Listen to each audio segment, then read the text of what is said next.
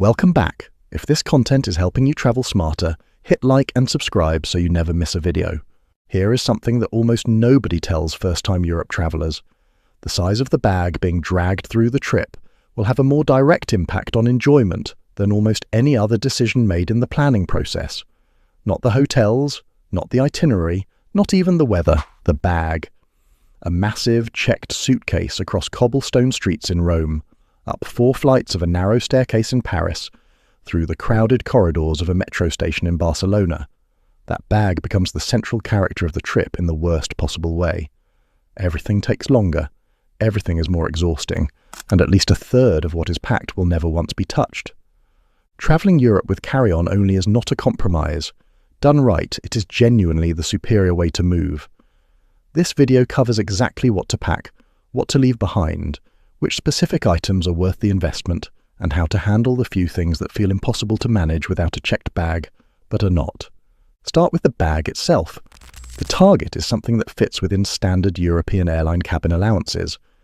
Most full-service European carriers accept a bag of roughly 55 by 40 by 20 centimetres. But budget carriers, and many of the most popular airlines for flights within Europe are budget carriers, have significantly stricter rules that are actively enforced at the gate. Some only allow a small personal item in the cabin for free and charge additional fees for anything larger.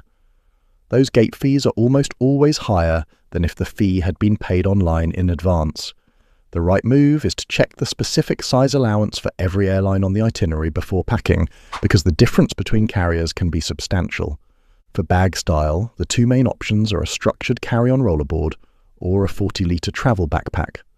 The rollerboard is excellent in airports and on smooth city surfaces. The backpack wins in cities with a lot of stairs, cobblestone streets and tight spaces where hands need to stay free.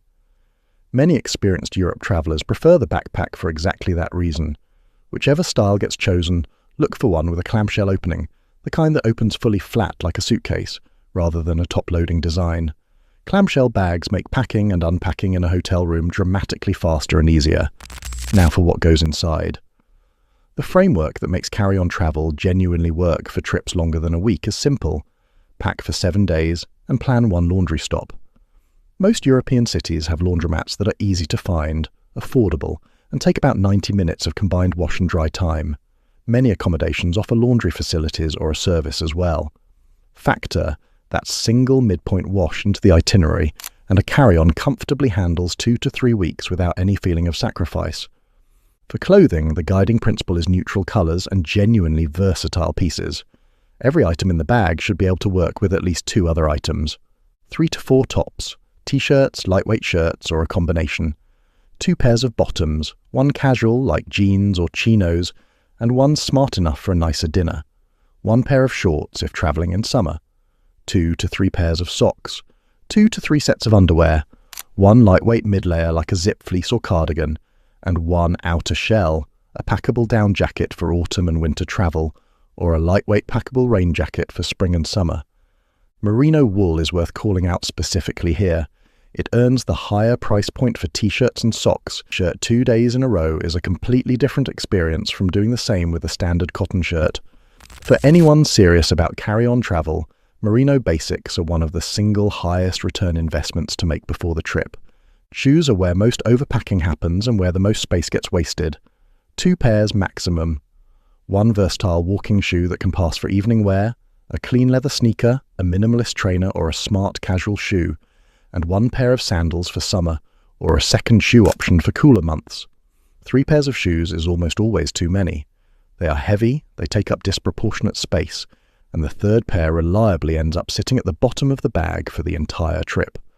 For toiletries, the goal is to decant everything into small reusable travel bottles rather than bringing full-sized products. Most essentials can be bought locally in Europe if something runs out. Solid shampoo and conditioner bars are worth considering. They eliminate liquid restrictions entirely, and a single bar lasts for weeks of travel. A small microfiber travel towel compresses to almost nothing, dries in under an hour and proves genuinely useful for beach days, thermal baths, and any accommodation that charges for towel use. Pack a compact nail kit, a basic razor if needed, and a small personal pharmacy. Pain relief, an antihistamine, something for an unsettled stomach and a blister kit, because European cities involve a lot more walking than most travellers anticipate before the trip. For electronics, a phone charger, a universal travel adapter, on the European continent the standard plug is a 2-pin Type-C, in the United Kingdom it is a 3-pin Type-G, a compact power bank, and earbuds or headphones for trains and flights. Anyone shooting photos seriously will want a mirrorless camera with a one versatile lens. Beyond that, every additional electronic item is weight and volume that most travellers genuinely do not miss once they are on the road. 2 underrated additions worth including: a small dry bag, or a resealable bag for protecting electronics and documents on rainy days or around water activities, and a slim cable organiser pouch that keeps everything tidy and speeds up the process of getting through airport security, which in Europe can be genuinely unpredictable in terms of wait times. What to leave behind? Hair dryers. Nearly every hotel and most hostels have them available in the room or on request. Full-sized physical books. Download them to a phone or an e-reader before leaving. A laptop unless real work is happening on the trip. Formal clothing unless the itinerary specifically includes an event that requires it, and anything packed on a just-in-case basis that does not have a specific planned use. If it does not have a reason to be there, it does not go in the bag. One more practical tip that is specific to Europe and dramatically underused: luggage storage lockers in train stations.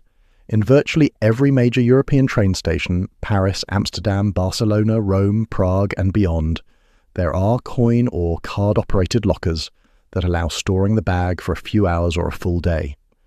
This makes layover days in transit cities genuinely enjoyable, rather than logistically painful, and it is one of those things that once discovered tends to become a standard part of every trip through the continent. For packing efficiently, rolling everything consistently outperforms folding for soft items in terms of space saved and wrinkle reduction. Shoes go into the corners of the bag and can be stuffed with socks to use the dead space inside them. Electronics and cables live in one dedicated pouch that goes in the same spot every single time, which means never hunting for anything at a security checkpoint. Pack light, move freely.